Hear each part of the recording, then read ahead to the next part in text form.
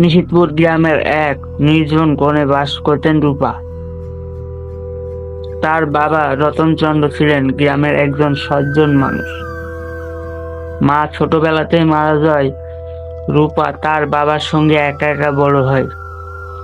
কিন্তু সময়ের সাথে রতনচন্দ্র আরেকটি বিয়ে করলেন। নতুন মা মীরা প্রথম দিকে খুবই ভালো আচরণ করলেও ধীরে ধীরে তার আসল রূপ প্রকাশ পেল। মীরার ছিল অদ্ভুত কিছু অভ্যাস।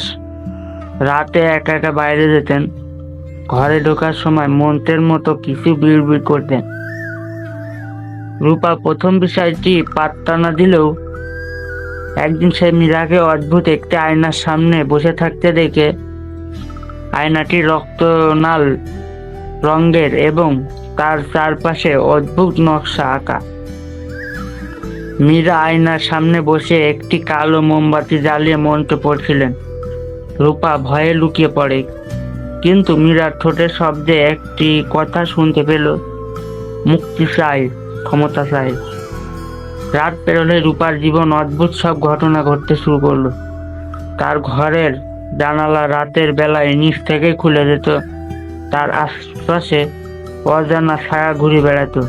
রূপার শরীর দিন দিন দুর্বল হয়ে যাচ্ছিল।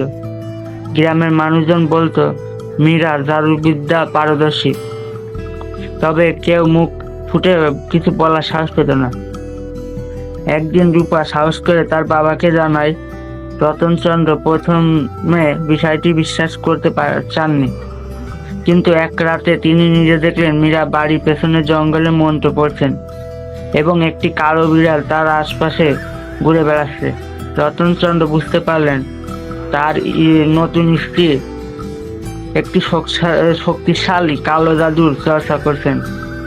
রতনচন্দ্র সিদ্ধান্ত নিলেন তিনি গ্রামের বয়োজ্যেষ্ঠ পুরোহিতের কাছে যাবেন। পুরোহিত একটি বিশেষ পূজার ব্যবস্থা করেন এবং মীরার কালো জাদুর শক্তি নষ্ট করার জন্য মন্ত্র পাঠ করেন। মীরা ব্যাপারটি বুঝতে পেরে প্রচণ্ড রেগে যায় এবং পুরো বাড়িতে ধ্বংসাত্মক শক্তি ছড়ানোর চেষ্টা করে। তবে পুরোহিতের মন্ত্রের প্রভাবে তার সব শক্তি নষ্ট হয়ে যায়। শেষমেশ মীরাকে গ্রাম থেকে বিতাড়িত করা হয়। রূপার জীবন আবারও শান্তিতে ভরে ওঠে। তবে রূপা কখনো ভাবতে পারেনি সেই কালো আয়নাটির ঠান্ডা রহস্যময় দৃষ্টি সেটা এখনো কোথায় আছে কেউ জানে না।